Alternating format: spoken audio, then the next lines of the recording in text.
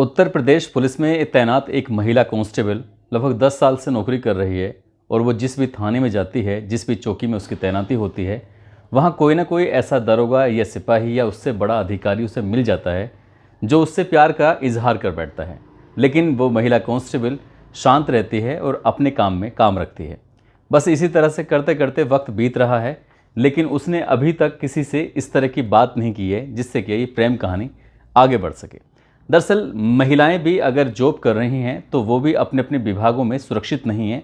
सिर्फ अगर वो खुद से चाहें सुरक्षित रहना तो सुरक्षित रह जाती हैं, और जो नहीं चाहती सुरक्षित रहना या फिर उन पर कुछ ज़्यादा ही दबाव पड़ता है या फिर वो प्रेशर में आ जाती हैं तो उनकी कहानी बन जाती है। आज की कहानी जो मैं आपको सुनाने जा रहा हूँ, ये कहानी भी कुछ ऐसी ही है। एक पुलिस विभाग में नौकरी करने वाली एक महिला होती है और उसकी कहानी ना केवल उस प्रदेश में बल्कि जहाँ जहाँ तक वो वीडियो वायरल होता है वहाँ तक उसकी कहानी लोगों तक पहुँचती है और जो अंत होता है वो भयानक होता है।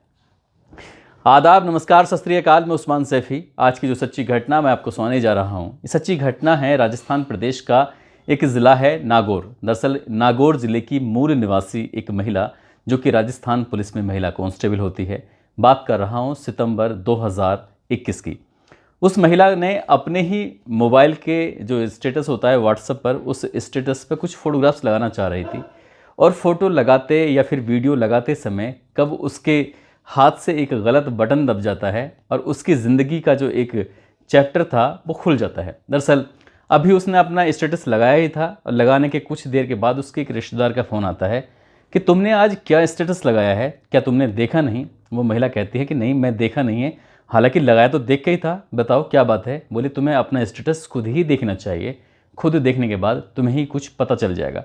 जैसे ही उस महिला सिपाही ने अपने ही मोबाइल के व्हाट्सएप पर लगे हुए स्टेटस को चेक किया तो उसके पैरों तले ज़मीन खिसक जाती है। दरअसल वो महिला, उसने बहुत कम कपड़े पहने हुए थे, वो एक स्विमिंग पूल में नहा रही है, साथ में उसका 6 साल का बच्चा है और उसी के साथ में एक उससे दुगनी उम्र का एक गैर मर्द है, वो भी साथ साथ नहा रहा था। लेकिन वो पुलिस विभाग का एक बड़ा अधिकारी था। जैसे ही महिला ने देखा, उसके जब सांसें उखड़ जाती हैं, हबड़ तबड़ में, बड़ी जल्दबाजी में उस स्टेटस को डिलीट करने के चक्कर में कुछ और भी गलती हो जाती है। अब जैसे गलती होती है, हालांकि वो उस स्टेटस को हटा देती है और हटाने के बाद अब उसे याद आता है कि आखिरकार उसने ऐसी गलती जो हुई थी वो कैसे हुई थी। दरअसल उस महिला का एक बच्चा होता है, उसकी बच्चे की उम्र लगभग 6 साल के आसपास होती है और 6 साल का बालक वो जिद कर रहा था कि माँ मुझे ना ऐसे जगह जाना है, ऐसे स्विमिंग पूल में नहाना है जो कमरे के पास में होता है। यानी कि इससे पहले भी वो बच्चा स्विमिंग पूल में नहाया था और ऐसे ही जगह पर कहीं रहा था। जब वो बच्चा बार बार जिद कर रहा था तो माँ उसकी जिद के आगे टूट जाती है। टूट इसलिए जाती है क्योंकि 10 जुलाई 2021 को उसका बर्थडे आने वाला था। अपने ही बेटे का बर्थडे मनाने के लिए उसने सोचा कि क्यों ना उसको सरप्राइज़ दे दिया जाए। तो इसलिए वो किसी से बातचीत करती है और बातचीत करने के बाद एक पुष्कर के पास एक सूरज कुंड है और सूरज कुंड में ही एक 5 स्टार होटल होता है। 5 स्टार होटल में जहाँ कमरा था उसी जगह पर वो स्विमिंग पूल भी था। अब उसको अलॉट कर लिया जाता है 2 दिन के लिए, वहाँ 2 दिन रुकना था। अब यहाँ पर जो भी खूबसूरत मोमेंट था, खूबसूरत लम्हे थे, वो महिला सिपाही अपने ही मोबाइल से फ़ोटो खींचती थी, वीडियो बनाती थी और बेटा उसका पानी में नहाते हुए अटखेलियाँ कर रहा था। साथ ही जो महिला कांस्टेबल होती है वो भी पानी में रहकर अटखेलियाँ कर रही थी। अब ये जितने भी खूबसूरत दृश्य थे, नज़ारे थे उन लोगों के लिए, तो उन्हें वो कैमरे में कैद कर रहे थे और कैद करते करते जब 3 दिन की छुट्टी मनाकर अपने अपने ड्यूटी पर, अपने अपने काम पर लौटते हैं, तो उस महिला ने इन खूबसूरत दृश्यों को जो अच्छे लग रहे थे उनको ही उसने अपने व्हाट्सएप के स्टेटस पे लगाया था। लेकिन गलती से वो स्टेटस भी लग जाता है जिसमें महिला ने कपड़े ही नहीं पहने थे। जिसके साथ वो नहा रही थी उस व्यक्ति ने भी कपड़े नहीं पहने थे और देखते ही देखते वो वीडियो वायरल हो जाता है। अब वीडियो वायरल बहुत तेज़ी के साथ होता है। इससे पहले कि वो हटा पाती या कुछ लोगों ने उसे देख पाए, लेकिन बहुत ही शातिर किस्म के ऐसे भी लोग उस महिला के कॉन्टैक्ट लिस्ट में जुड़े हुए थे जिन्होंने बहुत जल्दी ही उस वीडियो को अपलोड भी कर लिया। वो वीडियो अपलोड हो जाता है, साथ ही महिला के हाथ से कब वीडियो निकल भी जाते हैं, उसके मोबाइल से कैसे बाहर पहुंच जाते हैं।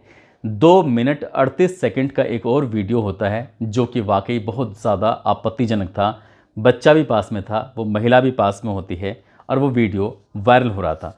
अब महिला कांस्टेबल के बारे में तो पता था कि ये महिला कांस्टेबल कौन है, कौन नहीं है, क्यों इसका वीडियो वायरल हो रहा है, लेकिन साथ में जो व्यक्ति है वो कौन है उसके बारे में जानने की हर कोई उत्सुक था।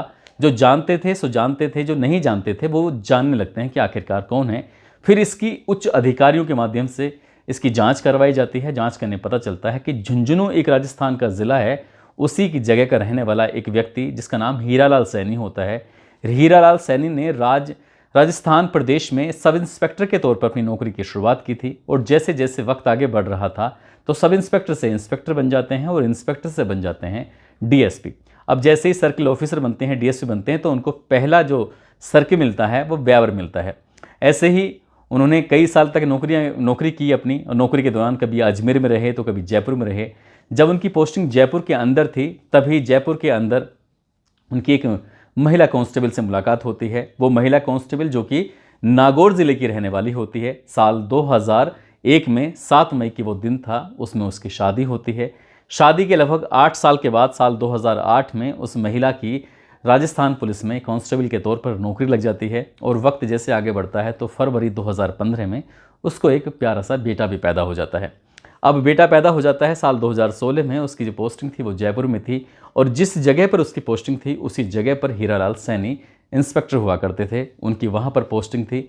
दोनों कब करीब आ जाते हैं उनको पता ही नहीं चलता, और इतने करीब आ जाते हैं कि जब उनका मन करता था वो आपस में एक दूसरे से मिल लिया करते थे। और ये ऐसी प्रेम कहानी थी जो कि गुपचुप तरीके से चल रही थी, और इसके बारे में ज़्यादा किसी को जानकारी थी ही नहीं।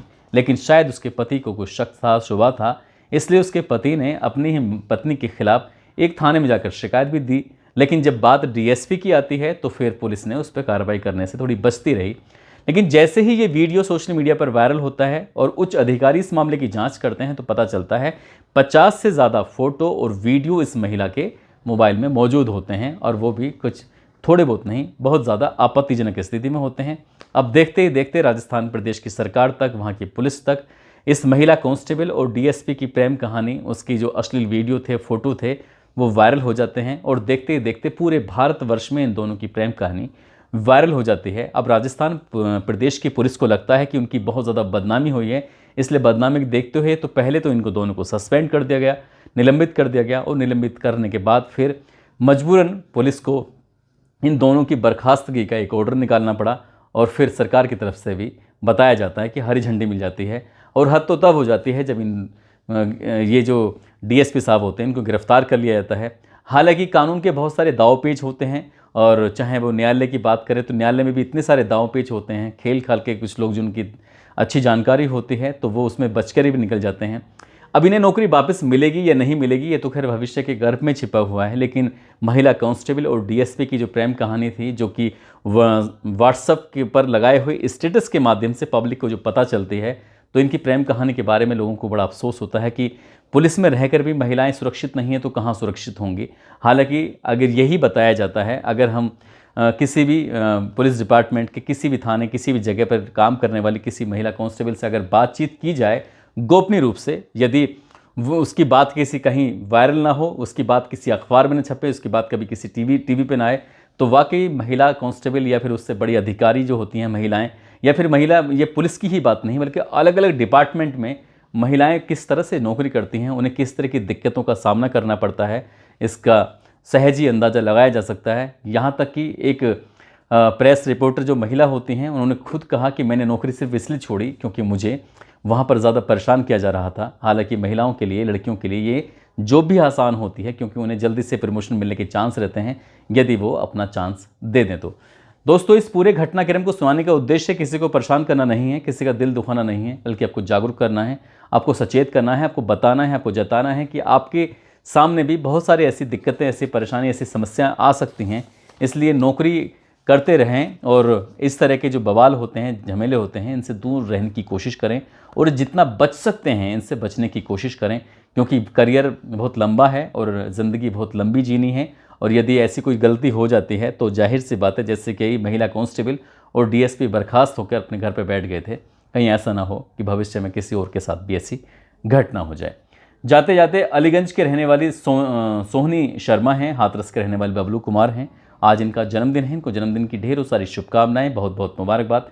साथ ही कुछ लोगों ने नाम लेने की अपील की है, जिसमें प्रिया यादव, हाफिज़ नाजिम, ब्रज किशोर गोस्वामी, गोविंद सिंह, अंजुम खान, मजहर खान, आशीष यादव, शहबाज शेख, जयप्रकाश सिंह, सर्वेश परिहार, संतोष कुमार, मोहम्मद नाजिम, देशराज सिंह, संदीप यादव।